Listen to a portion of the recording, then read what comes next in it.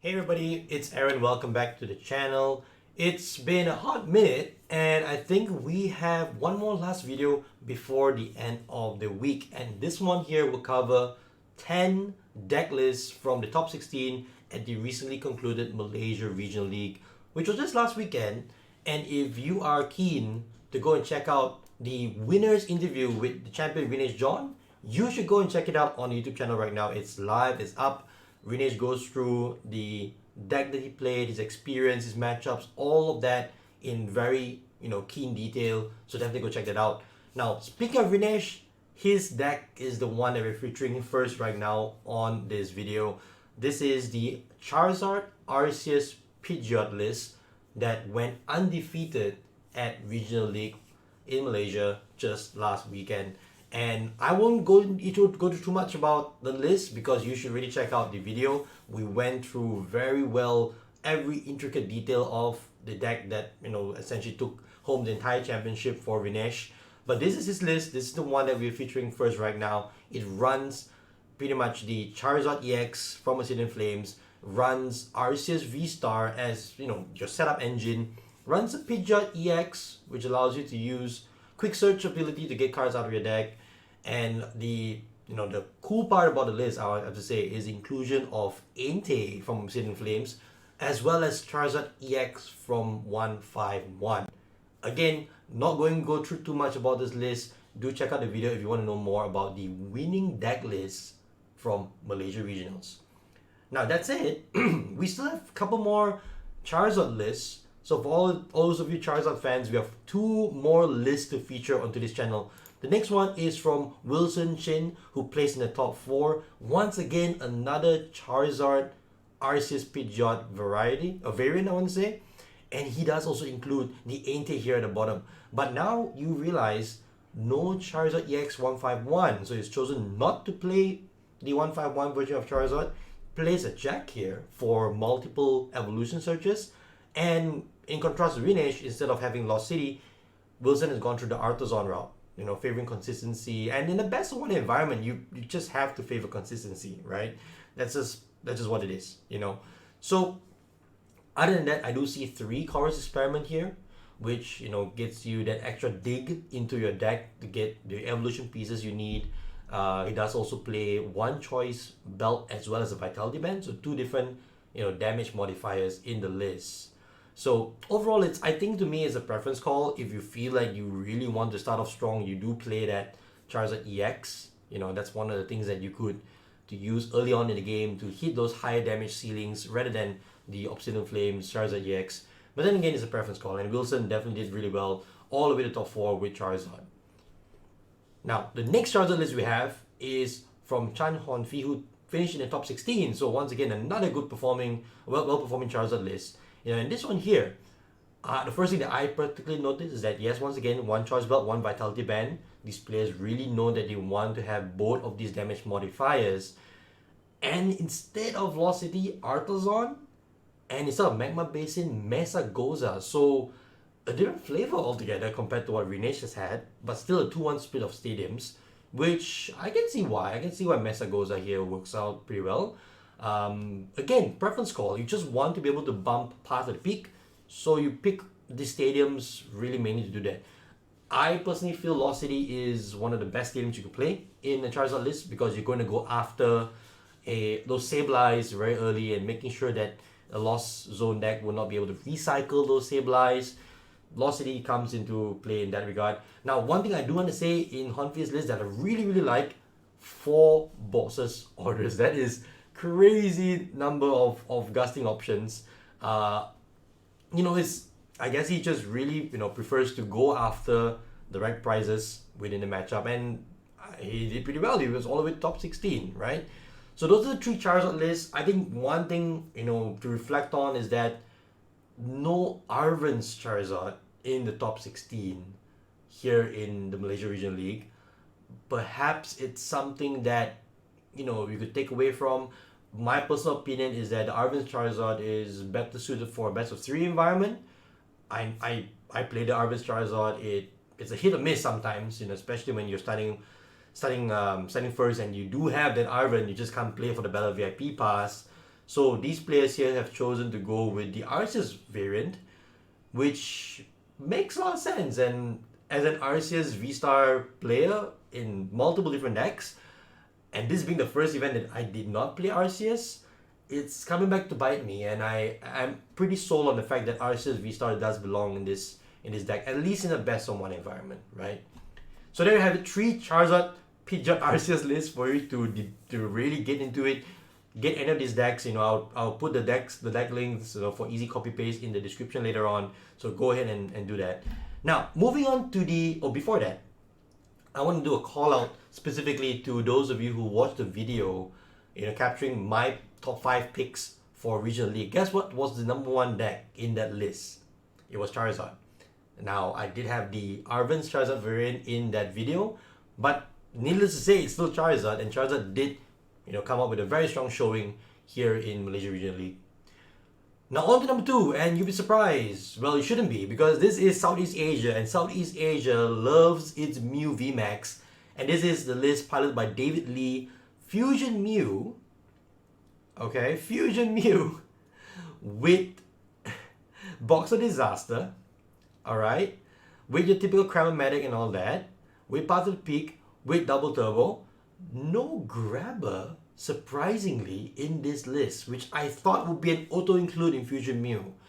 Now, that said, it's maybe a part of how the deck is choosing to go through the very streamlined consistency variant, in this Mew VMAX list. The reason why I say grabber was a call-out was because I featured a grabber Fusion Mew list in that top 5 video, piloted by the Asia Open champion Yung Kai Jen.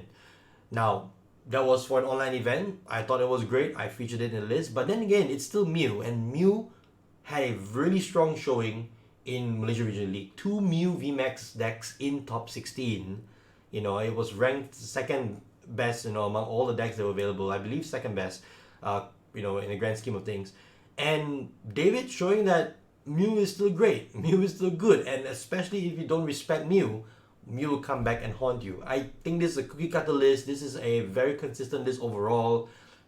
I was a fan of the grabber list because I thought that gave Mew a different, angle into certain matchups. But David showed that you don't need any fancy new cards for 151. You just need consistency, and the list will perform, right? So great call by David to take this all the way into the finals and only losing to the eventual champion Rinesh in that best of 3. Now, I did say I like to grab a Mew, and I'm thankful to show you the next list from Lu Zhanfong, top 16. This is a DTE version of Mew, alright? And it plays 4 grabber. It's not just 1, not just 2, not just 3. 4 grabber in this list. To me, I'm not a big fan of Mew personally, right? It's not a deck that I play, but just to be able to play grabber makes me want to play this deck. Makes me want to try this out, at least in my local game store, any of the weekly leagues that we have, because it's such an odd card for your opponent to see, right? If I'm playing grabber, or if I'm trying to play around grabber as a Charizard deck, I don't have a lot of ways to do it. If I'm starting my hand off and I'm literally having basics in play, my evolutions are in my hand. I'm maybe 1 card away from rare candy, but if the grabber comes down, there goes to stage 2, and that could completely derail the game plan of a lot of these stage 2 setup decks.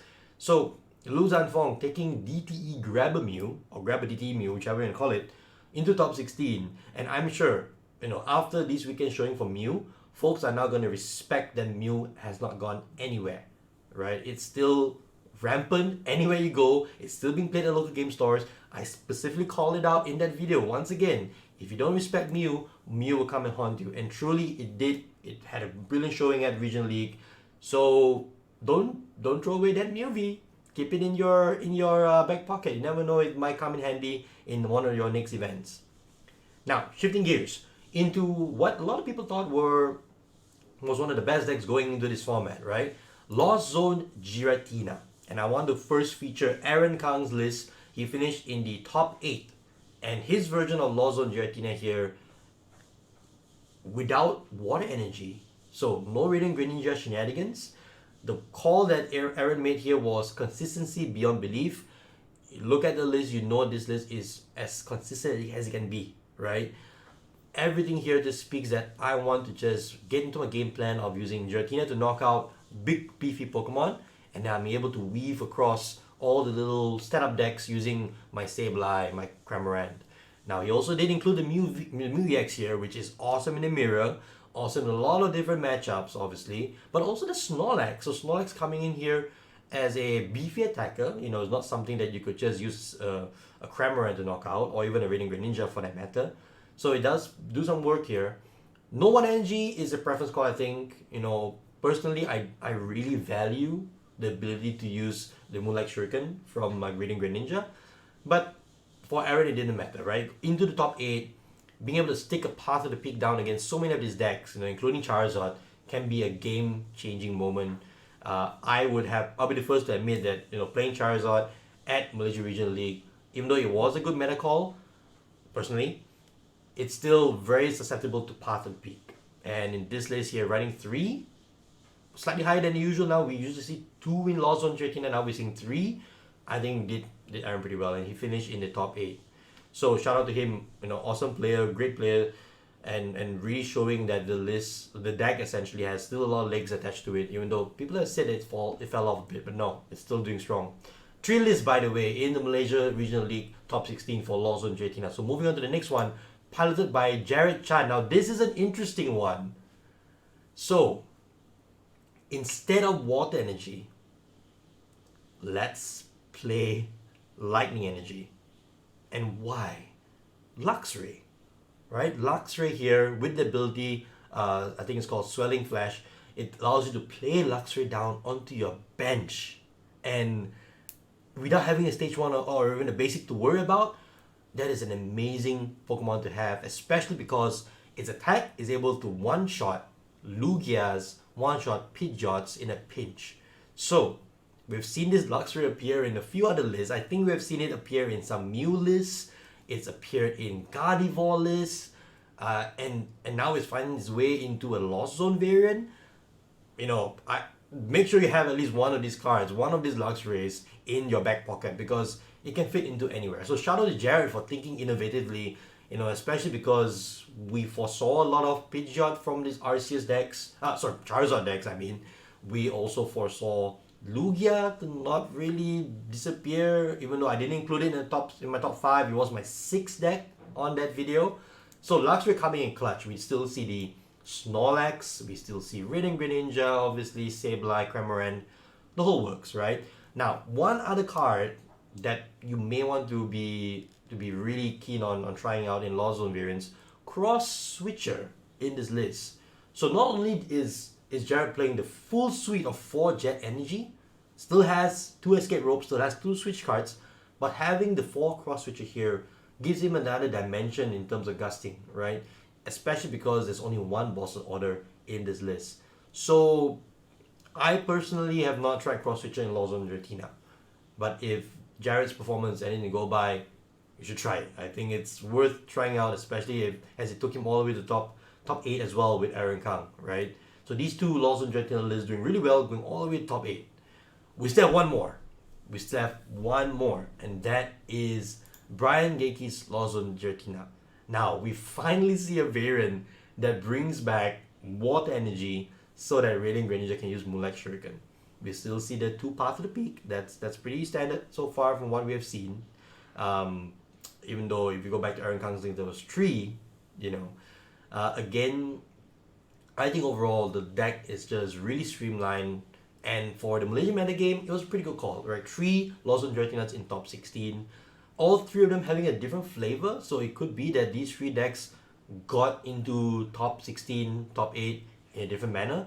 But it just goes to show that the deck is quite flexible still, and it's not fully solved yet what variant of this deck is going to do pretty well. So again, Lost Zone Giratina, try it out. It's still good. It's still great. Not sure how it's going to function with Iron Hands coming out in the format when Paradox Rift comes into our stores, but still, you know, an awesome overall deck, right?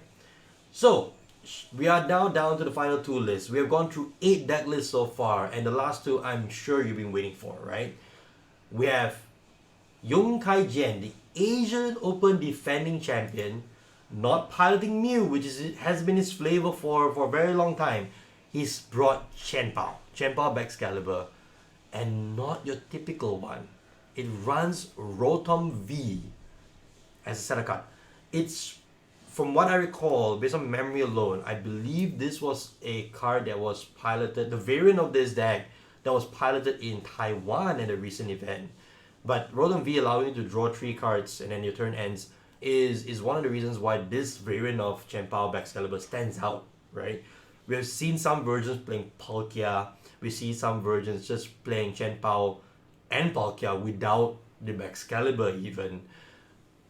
A lot of variants. Chen Pao was a very popular deck in Malaysia Regional League. There were Chen Paos everywhere. You just look around and you see Chen Pao.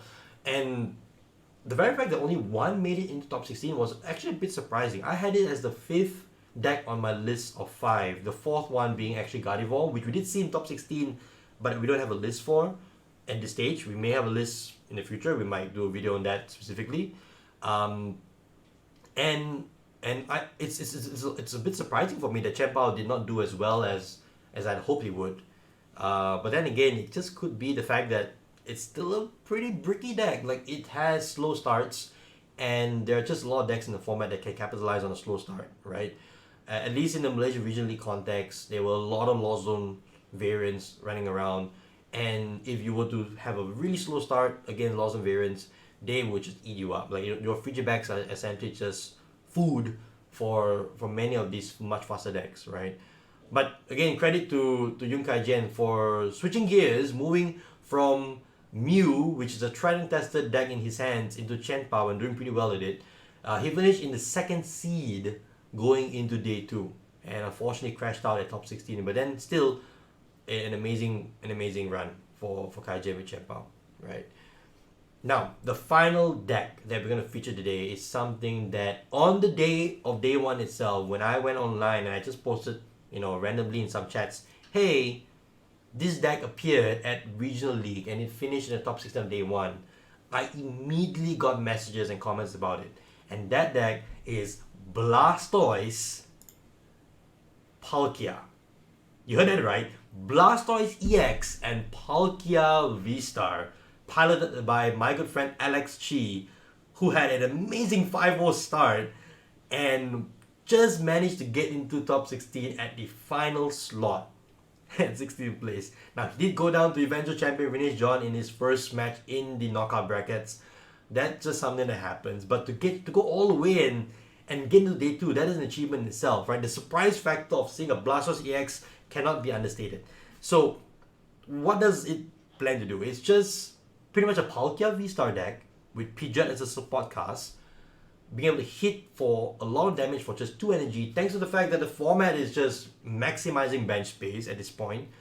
And for times where you meet up against, for example, an Arceus deck, or just a lone Pidgeot that you want in one shot, Blastoise EX comes in and has a card that is amazingly tanky. It has 330 hit points with a 30 damage reduction in an ability, and it does a max cap of 280 damage. Now, you might think 280, not the best, right? There's still 330 hit point Pokemon, 310 hit point Pokemon as well in the format. But being able to do this as early as turn 2 with either Melanie or Origin Form Palkia V-Star, it's amazing. I when I saw his list posted online, I could not wait to test it out. I'm building it up right now just to play it. I have not had any time to play PTCGL for the longest time, but this is one of the decks that I'm willing to try, right? It just blows my mind that out of the 3 starters in the 151 set, Blastoise EX actually has a deck. Like, you think only Charizard would make it in because Charizard 151 being paired with Charizard EX from Obsidian Flames, Venusaur, pretty iffy, pretty fringe, pretty rogue. Blastoise, people have talked about Blastoise. People have said maybe, just maybe, it belongs in a deck of its own. Alex has taken a stab at it and took it all the way to top 16, right? So, by all means, go ahead and test this list out. You never know, you might find something you really enjoy playing. And needless to say, he's not the only one. I'm not the only one, looking out for this list and wanting to try it out. I've had so many people talk about can we try Blastoise? I'm going to try Blastoise at my local game store. Now's the chance. Blastoise EX finally making a splash here. And this is probably the only deck among the top 16 that I want to have special attention to, because it's straight out left field. No one expected it, right? Now, of course, coming to the end of this video, there's still some other decks that we didn't get to feature, right?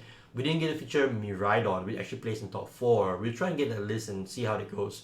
We also didn't get to feature Gardevoir and Lugia.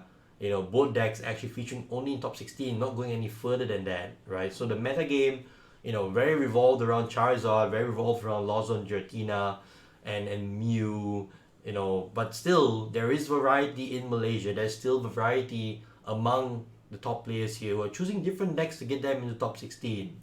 So I hope this video has been of some interest for you. Has been some help for you to have ideas on your next deck going into your local game store. This is, after all, Friday evening when this video goes live.